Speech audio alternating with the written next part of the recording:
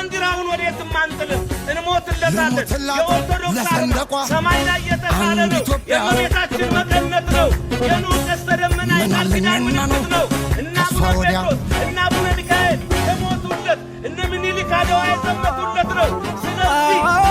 በፍጹም በተአምር ባንዲራችንን ከቤተ መቅደስ ምላት ላይ አናወርድም ሰው ቤተክርስቲያንን ሲመጣ ክርስቶስን እናያል ባንዲራውን እናያል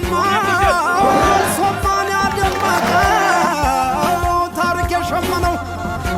የጀግኖቹ ገድል ዛሬም ከኛ ጋር ነው ረገዳይ ረገዳይ ረገዳይ ረገዳይ ረገዳይ ረገዳይ